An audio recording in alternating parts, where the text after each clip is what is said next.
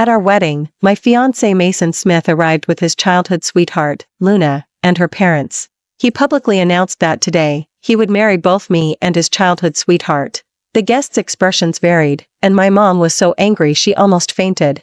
Mason Smith thought he had me cornered. After all, I loved him to my core, unable to live without him. I looked at his smug face, slowly raised the microphone, and lightly dropped a sentence, "Fine. But Mason Smith, you seem to have misunderstood something. Today, I'm not marrying you. I'm firing you. Olivia Stephen, stop messing around." Everyone's watching. Mason Smith's face instantly darkened, and he warned me in a low voice. Luna, the pitiful woman beside him, immediately reddened her eyes, tugging at his suit jacket. Her voice, neither too loud nor too soft, was just clear enough for the front row guests to hear. "Mason, it's all my fault. I shouldn't have come. Miss Stephen, please don't be angry. I'll take my parents and leave now."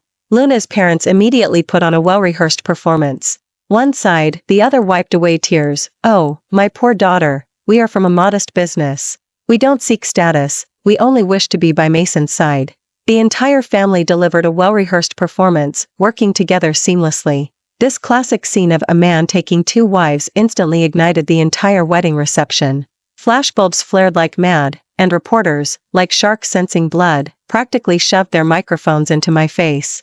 Mason Smith's mother, my future mother-in-law, however, uncharacteristically didn't step in to take control. She sat calmly at the head table, sipping her tea, a hint of a smile playing in her eyes. It was as if she was saying, "Olivia Stephen, my son is so outstanding. It's your good fortune that he even considered you. What's a little grievance?" I understood. This wasn't Mason Smith's spur-of-the-moment decision. It was a trap set for me by his aunt. Our family. They were certain I loved Mason Smith, certain the Stephen family needed to rely on the Smith family's influence, and that's why they dared to humiliate me like this at the wedding. What they wanted wasn't a daughter-in-law, but a subservient dog. I looked at the clumsy performance unfolding before me, the cold smile on my lips deepening. Unfortunately, the entire Smith family miscalculated. Before they meticulously set their trap, I had already learned through my own channels that Mason Smith would bring his childhood sweetheart to the wedding. The reason I didn't stop it beforehand was simply to see how far these people would take their act. Now, the show was over. It was time for my entrance. I took a deep breath, suppressing the emotions churning in my chest. When I spoke again, my voice was as calm as still water. "Mason Smith, did you just say you were going to marry both me and your childhood sweetheart?" He thought I was giving in, and a smug smile appeared on his face. "Gracie, I knew you were the most understanding. Don't worry, you'll always be the legitimate Mrs. Smith. Luna just needs a position to take care of me, that's enough." Tisk. I clicked my tongue softly. The sound was exceptionally clear in the silent hall. I scanned the surroundings, my gaze sweeping over the faces of the guests enjoying the spectacle, finally settling on Mason Smith's handsome yet incredibly repulsive face. "Mason Smith, do you really think that today's wedding, this mansion, and even everything the Smith Group currently owns, belongs to the Smith family?" He frowned, clearly not following my train of thought. "Olivia Stephen, what kind of tantrum are you throwing now?" "I'm not throwing a tantrum." I smiled, more brightly than ever. "I just want to remind you, and everyone present. Today, here, rather than a wedding, it's more of a personnel announcement conference." As soon as my words fell, the large doors at the back of the hall were pushed open. My lawyer, Arthur, entered with an entire elite team, one after another. Each held a document, walking expressionlessly towards the guest seating, and began distributing them. Mason Smith's face finally changed. "Olivia Stephen, what in the world are you doing?" Mason Smith completely panicked. He tried to snatch the microphone from me but was blocked by my bodyguards. "That's right, my bodyguards. Not his. Don't be so eager, Mr. Smith." I chuckled lightly, deliberately emphasizing the pronunciation of Mr. Smith. The conference has only just begun. The massive LED screen behind me, which had been playing our sweet wedding photos, instantly switched to an ownership structure chart. The Smith Group logo was prominently displayed, and at the very top of that complex ownership network, the name highlighted in bold font wasn't his dad, Henry Smith, and certainly not Mason Smith, but Grandpa William Stephen, my deceased grandfather. And, as the sole heir, me, Olivia Stephen. What is this? Fake. This is definitely forged. Mason Smith's father, Henry Smith, could no longer sit still. He abruptly stood up, pointing at the screen, his voice distorted with agitation. Chairman Smith, please don't get excited. Mr. Arthur walked onto the stage, handed a document to me, then turned to the audience, his voice clear and calm. Distinguished guests, media friends. I'm sure you've all seen. According to Grandpa William Stevens' will, Ms. Olivia Stephen inherited all assets under his name, including a 65% controlling stake in the Smith Group. In other words, legally speaking, Ms. Olivia Stephen is the true and sole owner of the Smith Group. Mr. Arthur's words exploded among the crowd like a bombshell. The entire venue fell silent. Everyone was stunned into speechlessness by this shocking reversal. Mason Smith and his family's faces went from red to white, then from white to green, finally turning a deathly pale. Impossible. My dad clearly said the comp. Any belonged to our Smith family, Mason Smith murmured, his eyes unfocused, clearly unable to accept the truth. Your Smith family? I finally looked him squarely in the eye, my gaze full of pity. Mason Smith, you don't really think that with your dad's limited ability, he could have grown a modest business to this point today, do you? Every penny you've spent, every square foot of luxury mansion you've lived in, every sports car you've driven, was given to you by the Stephen family. You were nothing more than a poor young man my grandfather once sponsored. Now, you're using my family's money, on my property, to announce you're taking 2 wives? I walked towards him step by step, my heels clicking sharply on the floor. Each click was like a stomp on the hearts of the Smiths. Mason, do you deserve it? I stopped in front of him, watching his body tremble slightly from fear and humiliation. Then, I raised the microphone and announced the second item on today's conference agenda. I announced that, effective immediately, Henry Smith is removed from all positions within the Smith Group. At the same time, I paused, my gaze turning to Luna, who was already dumbfounded. I had decided to appoint Ms. Luna as the new assistant to the CEO of Smith Group. Assistant to the CEO? This appointment stunned everyone, including Luna herself. Her mouth hung open, her face filled with disbelief. Mason Smith looked at me as if I were insane. Olivia Stephen, are you crazy? You're making her assistant to the CEO. Whether I'm crazy or not is not for you to judge. I gave him a cold glance, then looked at Luna with amusement. What? Ms. Luna, are you unwilling? This is a good position, with an annual salary in the millions. And you'll get to follow. Oh, no, not Mason Smith anymore. You'll be following me. Luna's face flushed and paled. She looked at Mason Smith for help, but Mason Smith himself was on the verge of ruin. Mr. Arthur timely presented an employment contract.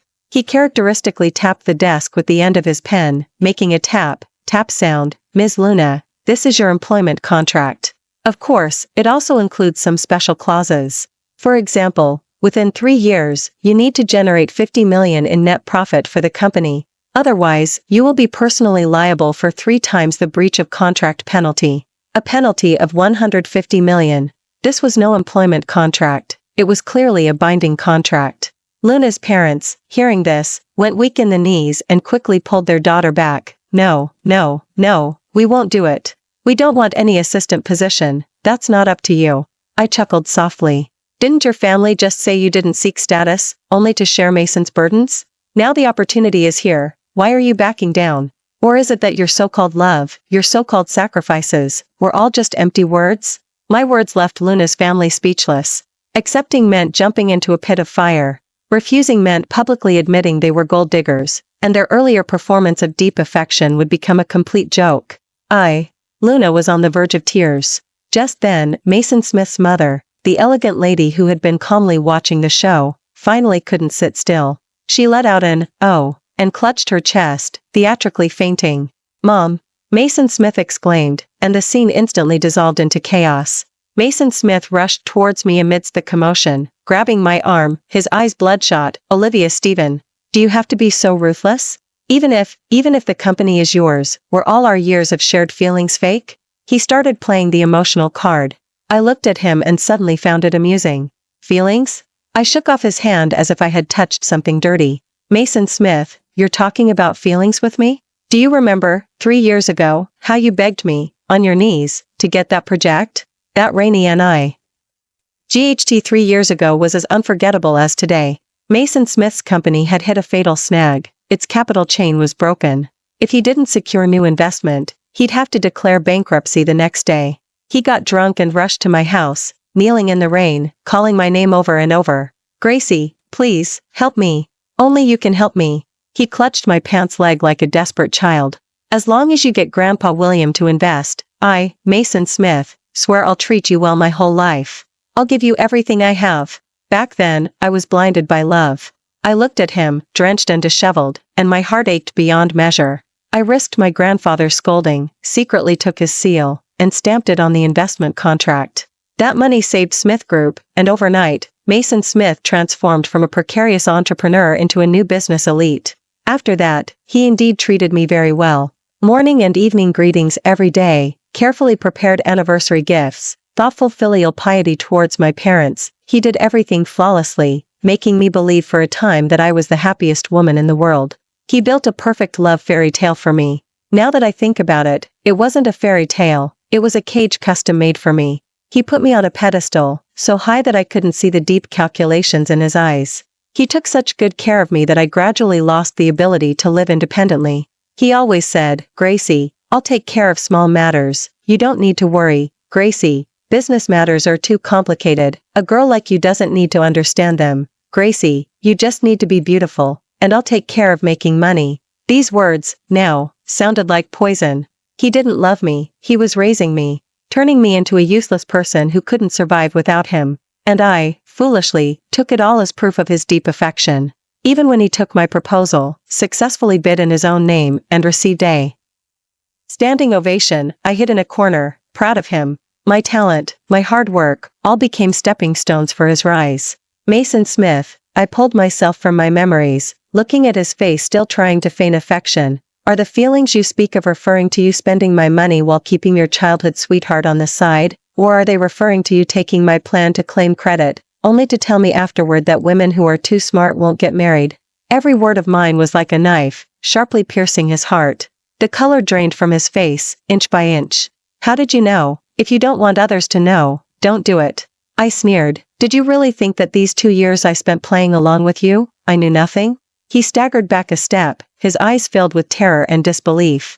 Do you remember? I stared into his eyes, asking word by word, our first date, the necklace you gave me? You said you saved up for a long time to buy it, that it was your initial promise to me. He nodded subconsciously. That was his favorite prop to brandish his deep affection. You gave that same necklace to Luna today, didn't you? My voice wasn't loud, but it struck Mason Smith and Luna like a bolt of lightning. Luna instinctively clutched her neck, where a necklace identical to mine was dangling. Whoa, the guests below the stage completely erupted.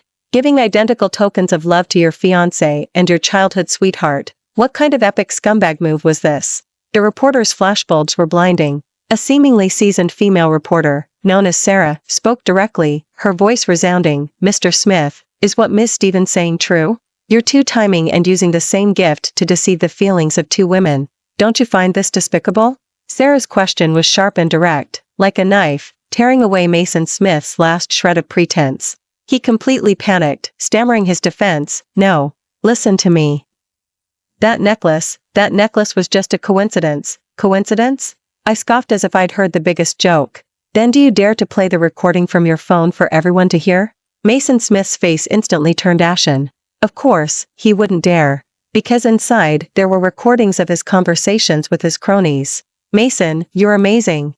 Olivia Stephen, that naive girl, is wrapped around your finger. Of course, who do you think I am? Dealing with brainless women like her is easy with a few sweet words and a cheap necklace. She actually thinks I saved up to buy it. Laughable, it's just a knockoff from the wholesale market, $9.99 with free shipping. What about your Luna? Aren't you afraid she'll find out? Her? She's even dumber, she blossoms with a little attention. Anyway, whether I'm sweet-talking one or two, it's all the same. Once I completely get my hands on the Stephen family's assets, I'll kick that fool Olivia Stephen out. Then, our Luna will be the legitimate Mrs. Smith. I discovered these recordings by accident. That day, he was drunk, and his phone automatically connected to the car's Bluetooth, playing these unspeakable words, word for word, to me, sitting in the car. It was from that moment that the Mason Smith in my heart died completely.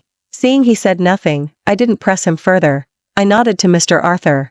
Mr. Arthur understood, handing a USB drive to a staff member on site. The next second, Mason Smith's and his friends' vulgar conversations echoed clearly through every corner of the venue via the top-tier sound system. The whole world fell silent. Everyone looked at Mason Smith with disdain, anger, and disgust. His parents, Henry Smith and Mrs. Smith, were utterly mortified. Henry Smith covered his face, wishing he could disappear into the ground. "Mason Smith, you beast!" A furious roar erupted. Henry Smith could no longer contain himself. He stormed onto the stage, raised his hand, and slapped Mason Smith hard across the face. "How could I have given birth to such a shameless thing? You've shamed our Smith family." Henry Smith put all his strength into that slap. Mason Smith's face swelled visibly, a clear 5-finger imprint branded on it. He was stunned, clutching his face, looking at his father in disbelief. "Dad, you hit me? I'll kill you, you rebellious son." Henry Smith trembled with rage. He wasn't angry for me, he was furious at Mason Smith's stupidity, at him messing everything up. He turned to me, forcing a smile that was uglier than a cry. "Gracie, look, this is all a misunderstanding. Mason was just confused for a moment, bewitched by that vixen. Don't worry, our Smith family will absolutely not allow such a woman into our home. I'll make them leave right now." He pointed at Luna's family and shouted sternly, "What are you still doing here? Get out." His change of face was as dramatic as a dramatic change of face. One moment he implicitly allowed Luna's family to enter, the next he turned his back on them completely. Luna's parents trembled with fear, pulling their daughter, ready to run. "Hold on." I spoke calmly. "They are my invited guests. Chairman Smith, what do you mean by rushing them out?" Henry Smith's smile froze. "Gracie, you, Chairman Smith, stop the act." I cut him off. "Do you think all of this today was just Mason Smith's idea? Without your tacit approval, would he dare to bring them to the wedding?" I walked in front of him, looking directly into his murky, calculating eyes. "I know exactly what you're scheming. You wanted Mason Smith to enjoy the best of both worlds, having my Stephen family's money and Luna's youth and beauty. You wanted to use this method to completely trample me underfoot, turning me into a disrespectful puppet, didn't you?" Henry Smith's face grew uglier and uglier. "Unfortunately, no matter how loud your calculations, you need to assess your own capital." I shifted my tone, my voice suddenly turning cold. "Mr. Arthur, please inform Chairman Smith of the company's current financial status." Mr. Arthur pushed up his glasses. On his perpetually unexpressive face, there was now a hint of sympathy. He opened a document and read in a businesslike tone, "According to the latest financial audit report, Smith Group currently has total liabilities exceeding $3.7 billion. Due to the failure of multiple investment projects, the company's cash flow has broken. Without new capital injection, it will face the risk of bankruptcy liquidation within 3 months." What? Henry Smith was struck by lightning, swaying slightly. "Impossible. I've been overseeing the company's accounts. How could it be? The accounts you were overseeing were fabricated for you at my instruction." I cruelly revealed the final truth. "Chairman Smith, did you really think my grandfather didn't know you've been embezzling public funds all these years to cover your gambling debts? The only reason he didn't act against you was out of old affection, and also to leave me a company that was still somewhat intact. My grandfather didn't leave me a fortune, he left me a mess. And your family, you are the parasites feeding on this mess. Now, the game is over." I looked at Henry Smith, whose face was ashen. "Starting today, your Smith family is leaving with nothing." "No." Henry Smith let out a piercing scream, his eyes rolled back, and he fell straight backward. The Smith father and son, one fainted from anger, the other was stunned. The on-site medical team quickly moved forward, lifting Henry Smith and his still-faking-it wife onto stretchers. The protagonists of the farce had collapsed, but the show wasn't over. All eyes focused on Luna's family, who remained. Without the Smith family as their backing, they were like a small boat in a stormy sea, ready to be swallowed at any moment. Luna's mother reacted fastest. She dropped to her knees in front of me with a thud, hugging my legs and wailing, "Miss Stephen, no, Chairwoman Stephen. We were wrong. Our whole family was deluded and led astray. Please, you're a magnanimous person, just treat us as insignificant and let us go." As she spoke, she viciously pinched Luna. Luna cried out in pain and also knelt, tears streaming down her face like broken pearls, weeping piteously. "Olivia, I really know I was wrong. Mason Smith lied to me. He said he didn't love you at all and that he would marry me eventually. I was just confused for a moment. Please, give me another chance." She started to turn on him. To save herself, she unhesitatingly pushed all the blame onto Mason Smith. I raised an eyebrow, looking down at her. "What did he tell you? Tell me in detail. If you tell me well, I might consider letting you off the hook." Luna's eyes lit up as if she had grabbed a lifesaver. She spilled everything about her and Mason Smith's conspiracies. including how Mason Smith had been sweet-talking me while using my money to buy her designer bags, how he planned to sideline me after the marriage and gradually transfer the company's assets to his own name. He even planned that after I gave birth, he would find an excuse to send me to a mental institution so he and Luna could live happily ever after. These malicious plans, coming from Luna's seemingly innocent mouth, sounded exceptionally ironic. The guests gasped in shock. Their gazes towards Mason Smith on the stretcher were no longer just disdainful, but chilling to the bone. What a venomous heart. After Luna finished, she looked at me cautiously, her eyes full of pleading. Olivia, I've told you everything I know. Mason Smith is a complete liar and a scoundrel. I never want to see him again. She desperately tried to distance herself from Mason Smith, attempting to portray herself as an equally deceived, innocent victim. Are you done? I asked calmly. She nodded hastily. Very good. I nodded, a slight smile appearing on my face. Given your sincerity, I've decided to offer you a new job. Hearing the words job, Luna's family's eyes lit up. They thought this was a sign I intended to let them off. Thank you, Chairwoman Stephen. Our Luna can do anything. Luna's mother was incoherently excited. Is that so? My smile deepened. Anything? I snapped my fingers. The head of security, Frank, a man with a scar on his face and an intimidating demeanor, approached with 2 other security guards. Frank was someone I had recruited from the Special Forces. He was decisive and one of my most trusted people. As he walked, his dress shoes made a steady, dull thud on the floor.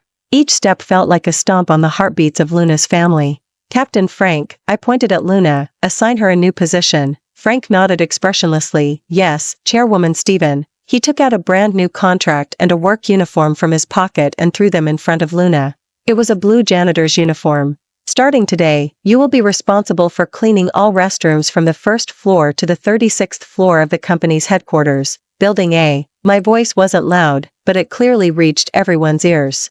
$3,000 a month, with included basement accommodation. If you do well, there's a perfect attendance bonus at year-end. Luna's face instantly lost all color. For a woman who considered herself a swan, to be made to clean toilets? This was worse than killing her. I won't do it, she shrieked. Olivia Stephen, you're insulting me. Insulting? I chuckled. I'm giving you an opportunity. Didn't you say you could do anything?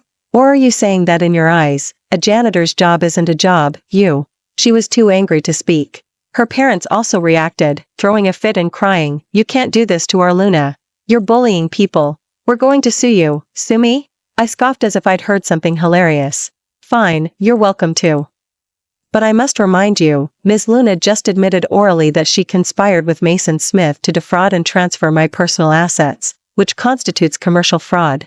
Mr. Arthur, I looked at my versatile lawyer. How many years could this be? Mr. Arthur calmly pushed up his glasses. Depending on the amount involved, 10 years is the starting point, with no upper limit. 10 years. These 2 words, like 2 massive mountains, instantly crushed all of Luna's family's defenses. They collapsed on the floor, their faces ashen. Drag them out. I waved my hand, no longer wanting to look at them. Frank waved his hand, and 2 security guards immediately stepped forward, dragging Luna's family, who were still crying and struggling, out of the hall like dead dogs. Just as they were being dragged to the door, Mason Smith, who had been in a dazed state, suddenly roared at me like a madman. Olivia Stephen, you venomous woman. You'll die a terrible death. Do you think you're innocent? Don't forget how your grandfather treated our Smith family back then. His hoarse roar echoed through the empty hall, carrying a strange malice. Mason Smith's nonsensical roar made me frown. How did my grandfather treat the Smith family back then? In my memory, Grandpa William had always been a benevolent elder, especially caring for the Smith family. When Henry Smith failed in his business, Grandpa William used his personal savings to pay off his debts and gave him startup capital, which was the beginning of Smith Group. It could be said that without my grandfather, the Smith family wouldn't be where they are today. What did Mason Smith mean by that? Mr. Arthur, I looked at my lawyer beside me. Please investigate what else we don't know about between my grandfather and Henry Smith back then. Yes, Chairwoman Stephen. Mr. Arthur's efficiency was always astonishing. Less than 3 hours after the conference, or rather, this farcical wedding, ended, a detailed investigative report was placed on my desk.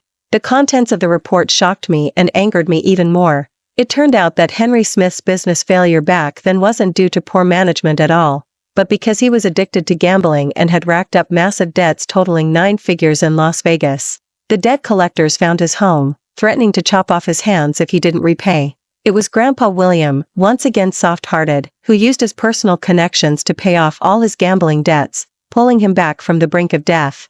To give him a chance to start fresh, and to prevent this incident from becoming a stain on his life, Grandpa William suppressed all information and publicly stated that Henry Smith had fallen into difficulties due to failed investments. Furthermore, to allow Henry Smith to operate the company with peace of mind, Grandpa William even symbolically transferred most of his own shares to Henry Smith's name, simply to give him the illusion that the company was his own and motivate him to work hard. Grandpa William had been utterly benevolent to him. But what about Henry Smith? Not only was he ungrateful, but he also took Grandpa William's kindness for weakness. While comfortably enjoying everything the Stephen family provided, he secretly harbored seeds of resentment. He resented Grandpa William for knowing his most embarrassing secret and resented having to live under Grandpa William's favor his entire life. This resentment accumulated over time, ultimately twisting his soul. He began subtly instilling in Mason Smith the idea that everything belonging to the Stephen family should rightfully be theirs, the Smith family's. Grandpa William Stephen was nothing more than a hypocritical capitalist who helped them only to control them better. That's why Mason Smith felt so justified in scheming against me and the Stephen family. Because in his eyes, he wasn't plundering, he was merely taking back what rightfully belonged to them. How absurd. How ridiculous. I gripped the report, my fingertips white from the force. It turned out that the story of the farmer and the snake wasn't just a fable. I had originally intended to leave them a way out. After all, given our past history, I didn't want to be too ruthless. But now, it seemed that any mercy shown to such venomous snakes was cruelty to myself. I picked up the phone and dialed Mr. Arthur. Mr. Arthur, initiate the second plan, notify all banks and suppliers cooperating with Smith Group. We will be calling in all loans and outstanding payments immediately. Additionally, in my personal name, I am suing Henry Smith and Mason Smith for embezzlement, commercial fraud, and misappropriation of public funds. Hand over all the evidence we have to the police. I want them to pay back double what they took from me. And if they can't, they'll spend the rest of their lives repaying it in jail. My counterattack was swift, precise, and ruthless. Against absolute capital and irrefutable evidence, the Smith family had no chance to fight back. Bank recall notices and lawyers' letters from suppliers flew like snowflakes towards the precarious Smith Group. The police summons delivered the fatal blow. Henry Smith and Mason Smith, due to the enormous amount involved, were directly criminally detained. The once illustrious Smith family crumbled overnight, the family's downfall. The mansion was seized, luxury cars auctioned off, and even Mrs. Smith's decades-long collection of designer handbags were listed on resale websites to cover debts. A month later, I saw a follow-up report about them in a financial magazine's exclusive interview. The reporter for that exclusive interview was Sarah, the sharp reporter from the wedding. She penned a detailed investigative report on the entire sequence of events, titled, The Fall of the Son-in-Law Scion, When Love and Capital Detach. In the report, I became a paragon of the modern independent woman, decisive, intelligent, and unburdened by emotion. The Smith family, meanwhile, became synonymous with greed and betrayal, nailed to the pillar of shame. In the photo, I sat in a spacious CEO's office, with the bustling city skyline behind me. I wore a sharp suit, my gaze calm and resolute, a faint smile playing on my lips. At the end of the report, a candid photo was attached. The background of the photo was a noisy construction site. A man in a dirty work uniform, with a stubbled face, was hunched over, strenuously carrying steel rods. On his face, the imprint of that slap still remained, no longer swollen but a permanent, dark discoloration. Sarah added a small caption below the image. According to insiders, after the Smith family's bankruptcy, Mason Smith had to take various odd jobs to repay massive debts.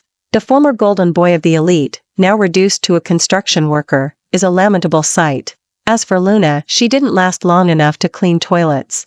After a few days in custody, she confessed everything and, as a cooperating witness, received a lighter sentence. I heard that after her release, she took her equally lazy and parasitic parents back to their old town and vanished without a trace. I closed the magazine and picked up the coffee from my desk, taking a small sip. The sunlight outside the window was just right. My phone vibrated, a text message from an unknown number. Olivia Stephen, you're ruthless. We won't let you off even as ghosts. I looked at the malicious curse, deleted it expressionlessly. Then, I opened my contact list and found the name I had pinned for so many years, My World. I stared at the name for a few seconds, then pressed the delete button. A dialog box popped up on the screen. Are you sure you want to delete this contact? I pressed confirm without hesitation. From that moment on, Mason Smith was no longer in my world. My world was mine alone. Thank you for watching today's story. If you enjoyed this video, please give it a like and share it with your friends. We look forward to hearing your thoughts in the comments. Feel free to share your perspectives, and don't forget to subscribe to our channel for more exciting stories. See you next time.